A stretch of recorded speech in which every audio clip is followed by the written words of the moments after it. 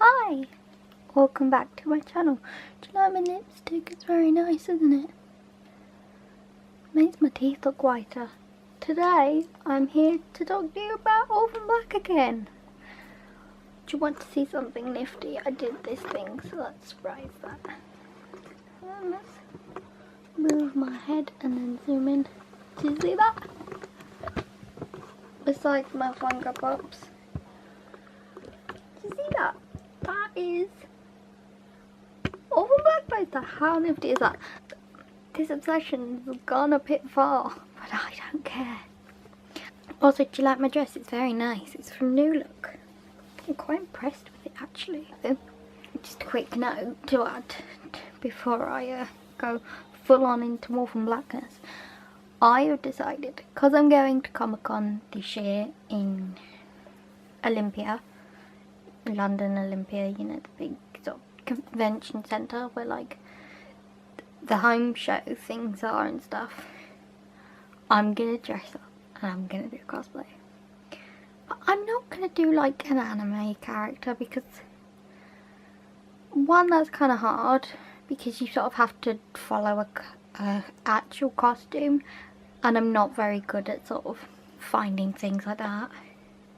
So instead, I'm going to be a character that I can just wear my clothes because they're quite similar to the character's clothes and I only have to get a little bit, and you know, my hair is a lot like it anyway. So, who am I dressing up as? Sarah Manning. Yeah. No, I'm not obsessed. I'm considering Cosima as well. Because I think I'm going for 2 days now. Only thing is with Cosima is, I don't know whether you can tell, but I can't do eyeliner to save my life. That is one thing I haven't mastered. Like, it's still something I can't do. And also, I don't know. I mean, I could do dreads, like, part of my hair, but I don't know, it's... Although you can get synthetic ones, I'm kind of looking into that at the minute to sort of see how that would go. I mean, and I'm also trying to think, it's going to be sort of summery time, because it's in July. I mean, our summer is a bit, like, elusive in Britain, but on the off chance it's really hot, I don't want to be in tons of layers, and like tons of layers that you need to have on to be able to tell who they are, if that makes sense. Whereas with Sarah, even if you took the leather jacket off, you'd still have the sort of vibe of who she is, if that makes sense. So yeah, that's what I'm doing. So today I'm here to talk to you about, I've got it on my notes because I can't even remember the name, the anti-socialism of sex. My actual note thing didn't like the word anti-socialism, and I'm like, I'm sure that's a word. But yeah, so can I just say, after last week's emotional roller coaster, you'd think, you know, it's gonna be a gentler soiree, this one, you know, a bit more calm, you know. No. I mean, this is Orphan Black we're talking about. They don't do gentle soirees into the night, you know. But it was so emotional. It was just like, I cannot comprehend how emotional that was. It was just Cosima, Delphine, Sarah, Beth, Alison, Donnie, Felix, Mrs. S and Kira. It's just, I need to take a minute for the greatness that was that episode. It's just like, it was so good, and I kind of thought it was even better than last week's episode, and I thought last week's episode and the episode before that was so good that you can't possibly top it, but I just like to say it did. Like, I feel like Orphan Black as a whole is on top of its game at the minute. Like, season 4, there was a trailer, like, to say, like, get caught up and stuff, saying it's their best season yet, and I'd just like to say I agree with that, because it has been their best season yet. Like, They really are on top of their game at the minute. So yeah, let's get into it. Could have been a tragedy of so many different angles and horrible angles of my chin and everything, so I just like to apologise. I pushed the screen back so I look at the camera lens. So let's begin where we start with, we see Rachel, and it's weird because they're letting her out of her like little prison, and in a sense I feel like that shows that Susan Duncan has given up. She's lost her original, she's lost the cure, she's got nothing, so she might as well release Rachel because she can't do anything, if that makes sense.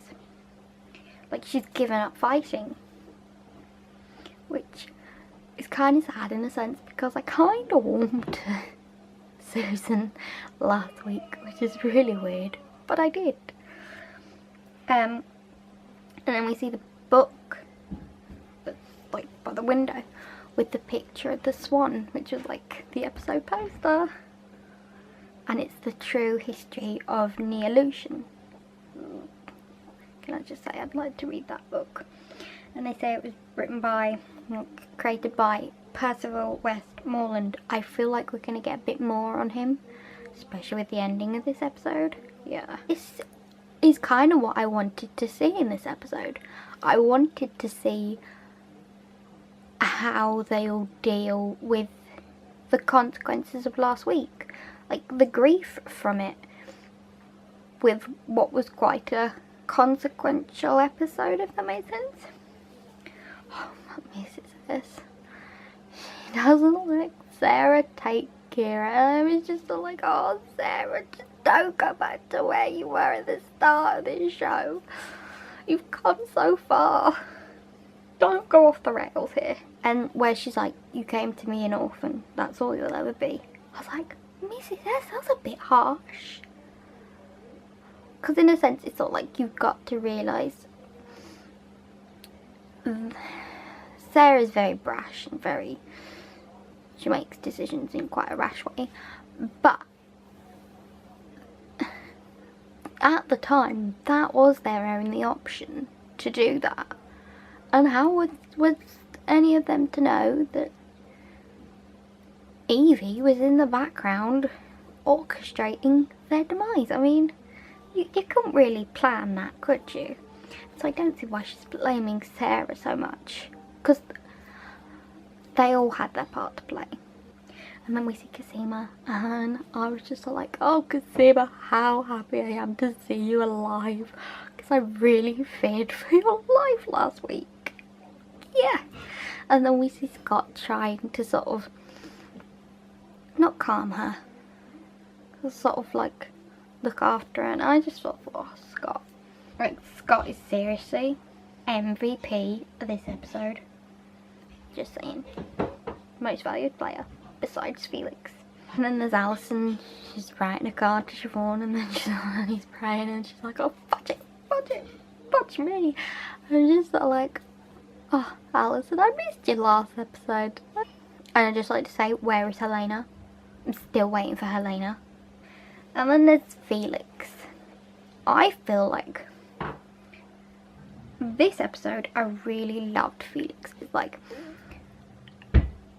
in the past few episodes, he's been a bit offish and a bit of a jerk to Sarah. Whereas this episode, he's really coming into his own by standing up for Sarah. Like, he's found his biological sister, but really it's his sister Sarah that he will always be there for, if that makes sense. Like, he's dealt with that side. Now he wants to come back into the, he's like ready, he's in the right mindset to sort of think, yeah, I know who I am now, I can deal with it. Where he's he's gonna go find Sarah, where he's like, everything is gonna get worse if Sarah goes off the rails, like it or not, but she's the glue that holds us together. Saying that to Siobhan, and I was like, yes Felix, go Felix, yes. And then we see Sarah in the bar, which is taking us all the way back to season 1, and she's being haunted by Beth, her kind of ghost in a sense.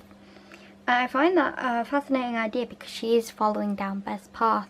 She is in that place where Beth was, where she couldn't cope with the guilt of everything, the knowledge of everything. We say Hell Wizard. I love how he's in on it now, like they're like a little team, him, Cosima and Scott. I love it. Like, I love it. I love how Scott is not willing to give up on Cosima and the research. He's trying to power the computer back up. He's trying to sort of find a way of carrying on, which I feel like in this episode, in contrast to Cosima, who has all but given up, is a really nice contrast. Like, he's trying to help his friend, which I found really lovely. And I was waiting for that bot thing to come back. Like, I knew we wouldn't see the last of it when Cosima put it in her pocket. And then we're at Brightbourne with Evie and her doctor, who works for her now, weirdly enough. And we find out that Evie is sick herself. She's got shingles, I think it was. Shingles. Effect of leaning on immunosuppressants her whole life.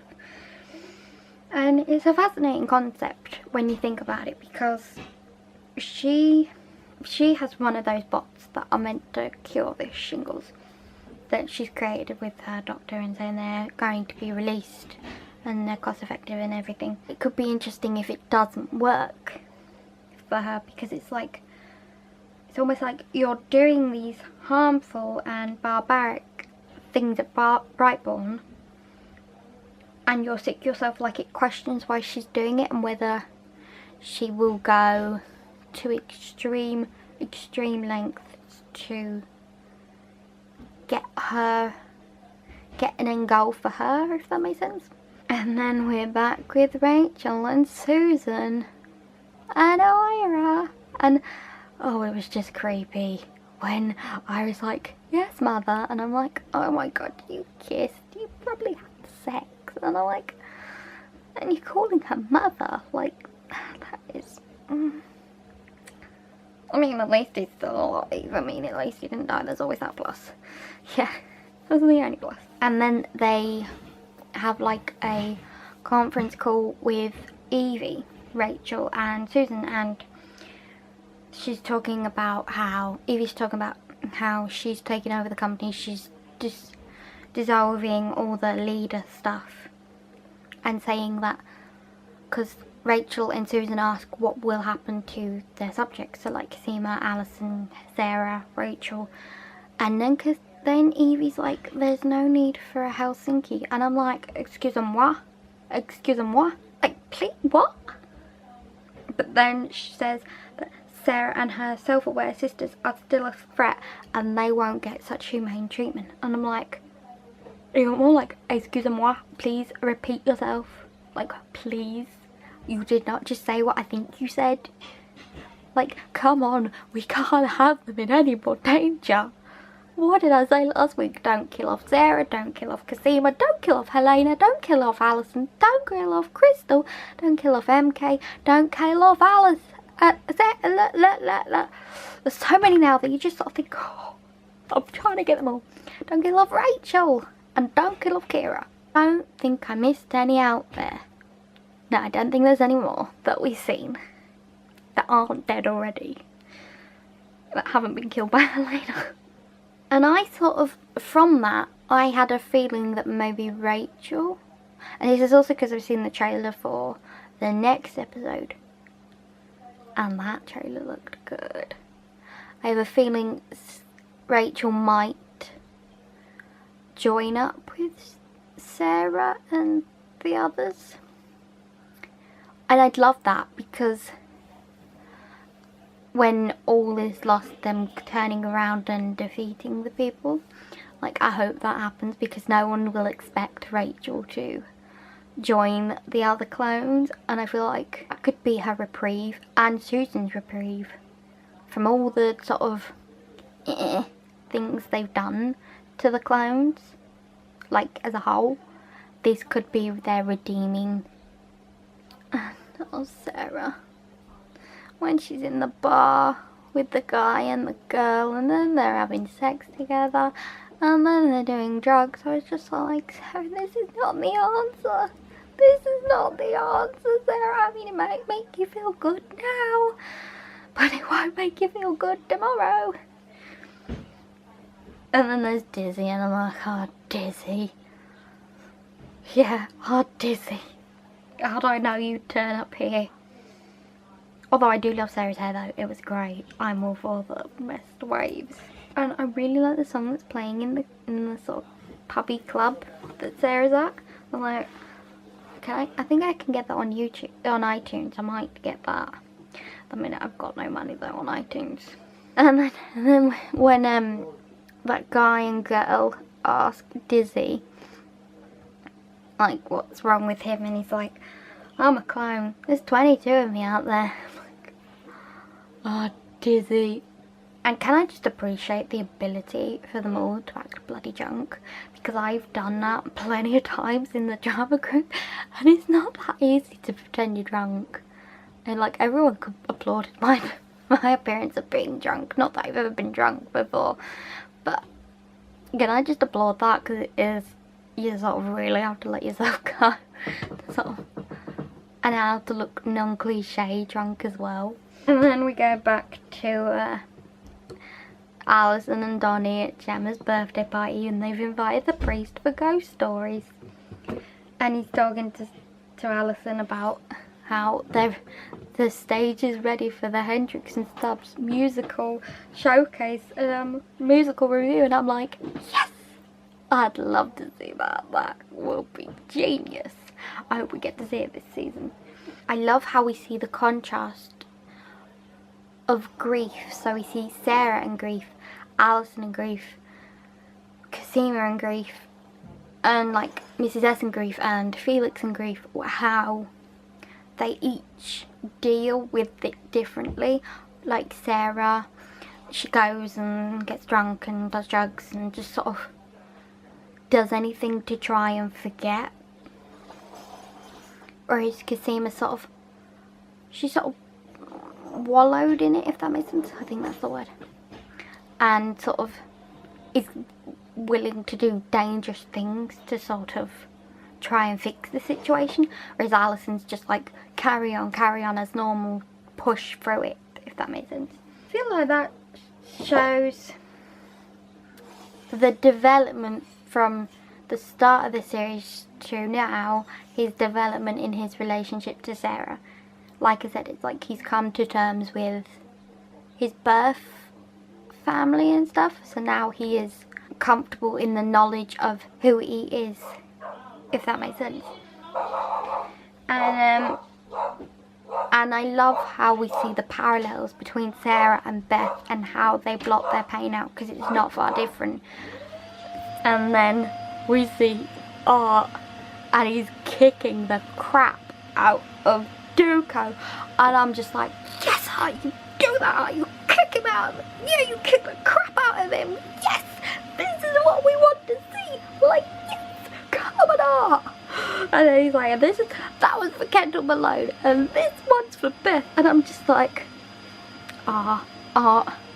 But I do feel that Art is, I don't want to say he's in a precarious situation, but he is, because Duco knows he knows everything. Duco sees him as a threat, because Duco says to him, can't stop them, but they're watching you. Collaborating with Sarah, abetting the Hendrixes, and what about Beth shooting? The cell phone in the victim's hand. Who really put that there? They're coming for you, Arthur. The only question you should be asking yourself is, where's the next blow going to land? And then Art says the best line, where he's like, it's landing right here, and punches him in the face, and I'm like, yes, Art. Boom. But just be careful, Art, because sorry, the battery cut out, so go back to Sarah in the club, and she's getting a little touchy now. She's had a threesome with the girl and the guy, had some drugs, had some drink, and now she's a little touchy. So we go back to Alison and Donnie, and then right after Donnie finishes telling his horror story, there's a knock at the door, and it's the police. And the music, because they come to arrest Donnie for the drugs and the drug trafficking, and the music while they arrest him is just, like, I love it. And then there's this really upbeat song singing happy birthday, and it's just like, oh, I love it. I really love it. We see Martin Duco, the dirty copper, handing Alison his card, and he's like, we'll be in touch. And I'm like, he's so creepy. And then we see Kira and Mrs. S, and Kira's on another level with where she's like, Mummy thinks it's her fault. That's why she ran away.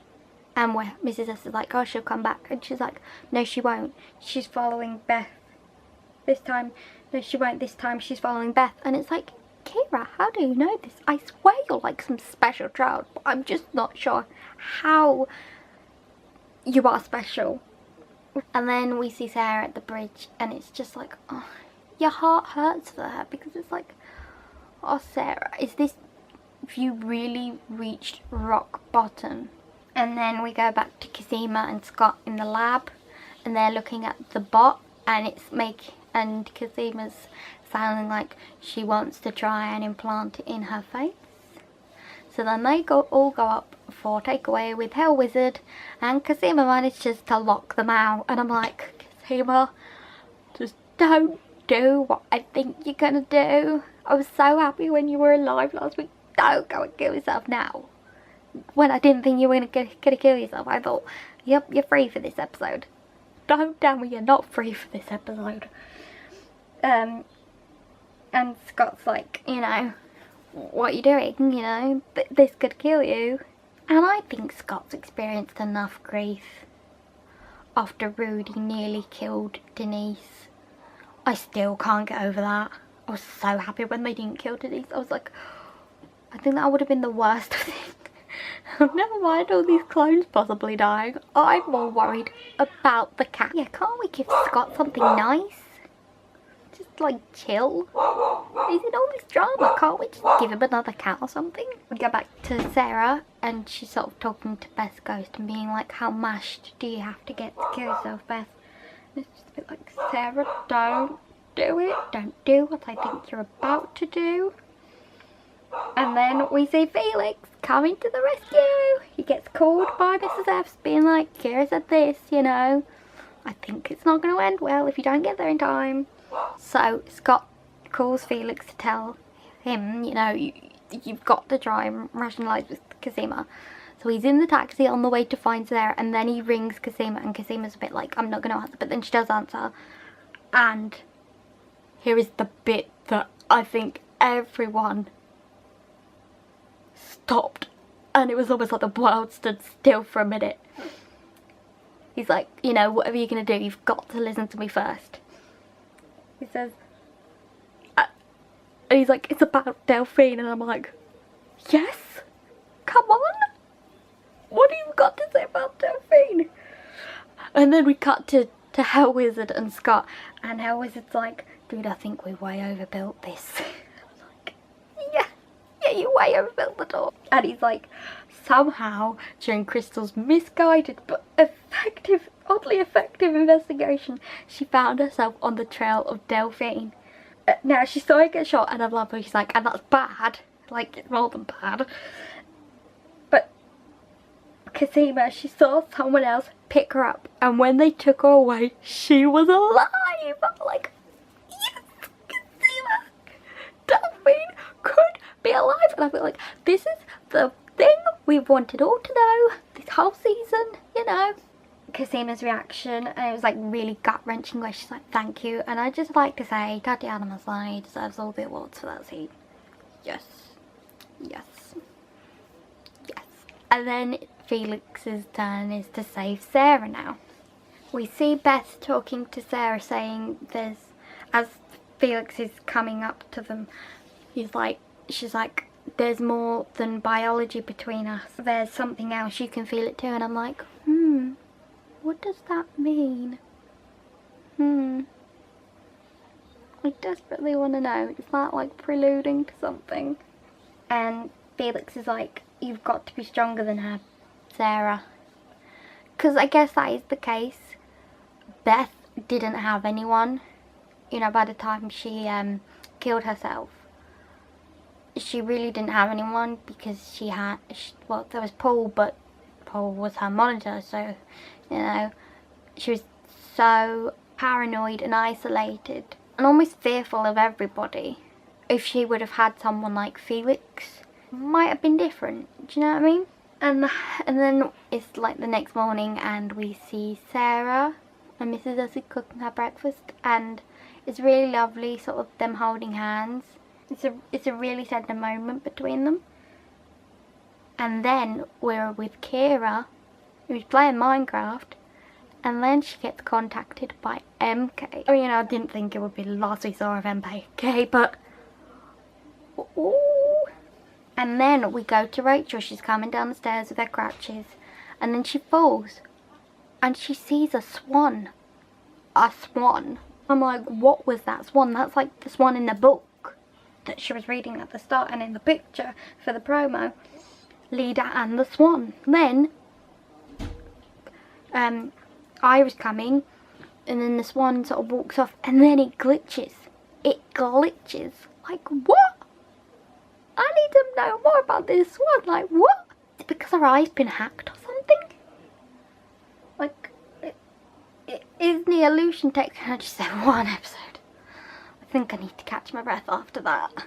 That was just like, that was probably one of my favourite episodes. This season is just getting better and better. Like, I'm just waiting for them to announce season 5 now. It's my talk on episode 7, the anti-socialism of sex. I'm so looking forward to next week's. I like need answers now. Yeah. I hope you enjoyed this video. It was a chocker of an episode. If you'd like to like this, comment, subscribe. My mother's found out how to comment on this now. Like, it's quite funny. She watched it like that, like landscape, and she didn't scroll far down enough, and she's watching all these videos like telling her how to comment. She's like, I still can't do it. And then I scrolled her phone down and she was like, oh. And I'm like, yeah. But yeah, if you'd like, comment, subscribe and share it.